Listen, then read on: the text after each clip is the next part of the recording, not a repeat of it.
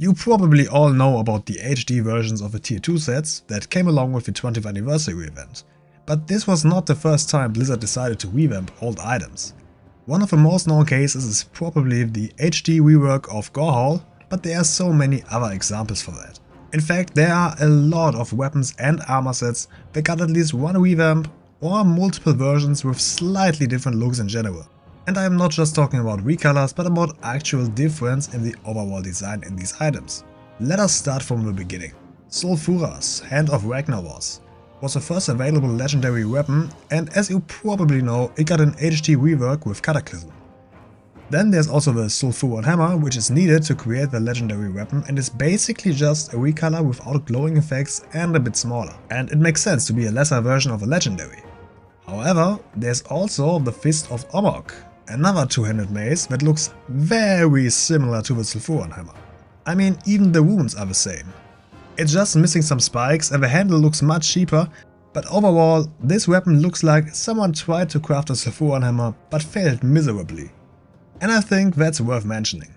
This item can drop from High Lord Omok, the first boss in the lower Blackrock Spire dungeon. Going to the next legendary weapon, Thunderfury, Blessed Blade of the Windseeker.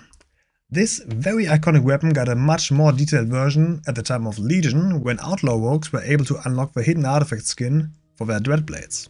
They are not nearly as iconic as the original, but you can still see them being used by rogues from time to time.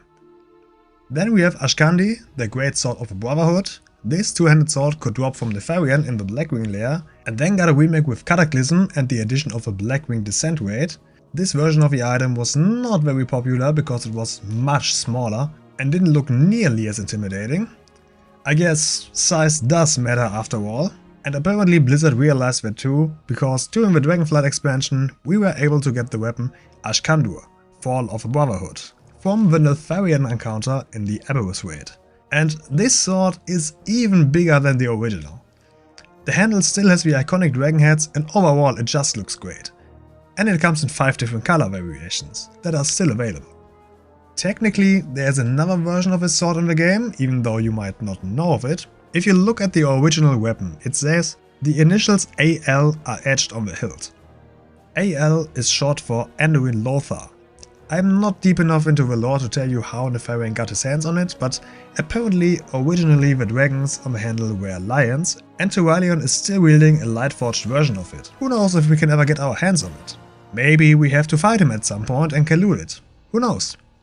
Next we have the Hungering Cold, a one-handed sword that dropped from Kel'Thuzad in Naxxramas back in vanilla.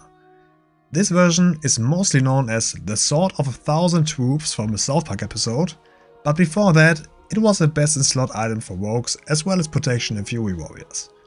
After the removal of the original in Naxxramas and the addition of a revamped version in Wrath of the Lich King, we got the Slayer of the Lifeless, which is pretty much the same weapon, but they added a little footnote. Foretold by Swordsman, which is a reference to the South Park episode. Who foretold this prophecy? Saltzman, he's in accounting. About 13 years later, the Sanctum of Domination raid opened and Kel'Thuzad was once again a boss to deal with. And he could drop the Devouring Cold, a clear homage to the Hungering Cold, the weapon's initial name, and this version also comes in 5 different, still available colors. Another classic weapon is Teebu's Blazing Longsword, which is a BoE epic for mobs inside of the vanilla raids. Then with BFA, they added Teebu's Scorching Straight Sword, a BoE world drop, which is probably what they once envisioned with the vanilla version.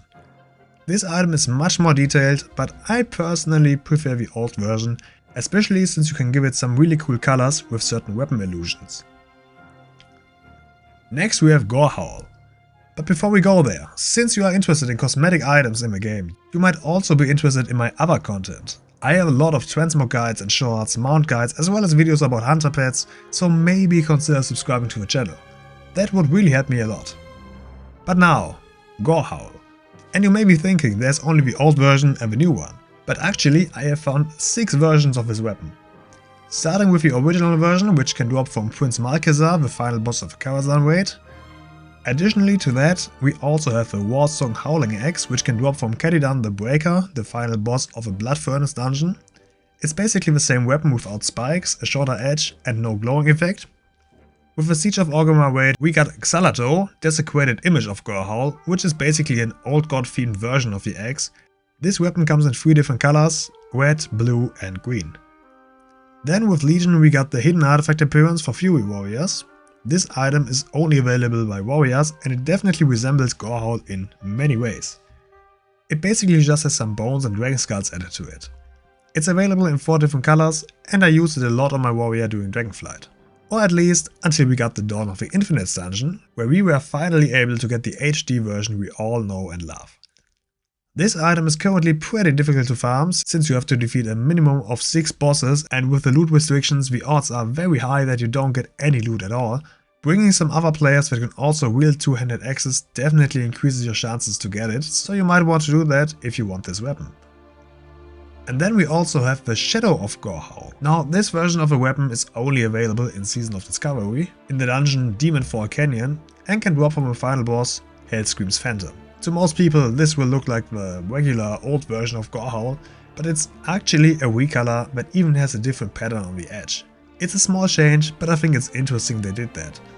Then we have the Ashbringer. The original Ashbringer was never available, but it existed in the game files. Also, of course, we had the corrupted Ashbringer, which also is no longer available, but is still a different version of it, so I wanted to mention it. When the Ashbringer finally became an artifact weapon, of course they added a lot of different forms and colors, but I only want to show the base version, which got a little overhaul compared to the vanilla version. It even has a little shining effect in the light, which I personally think is pretty cool. Also in the Shadowlands, Alexandros Morgraine had another revamped version of the Ashbringer. This sword is called Fatebringer, and I would really love to get this sword somehow. Perhaps one day with Shadowlands time walking or something like that. I still have hopes. Besides all the weapons we also have 3 tier sets that got complete overhauls at some point.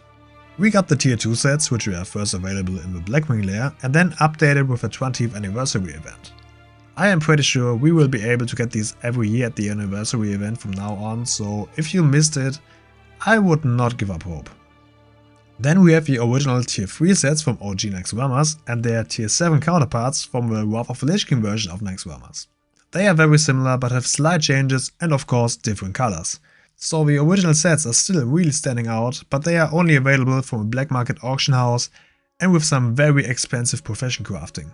And then we have the tier 6 sets, which were first available in the Black Temple and the Battle for Mount Hyjal raids, and then later updated for the Tomb of Sargeras raid in Legion.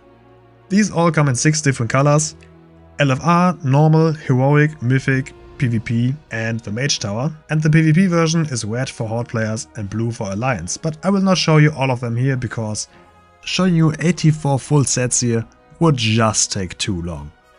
And that's all the revamped items I could find. In case you know another one that I have missed, let me know in the comments. Also make sure to leave a like and let me know what's your favorite of these. Shout out to the channel members. I hope to see you next time. Until then, see ya!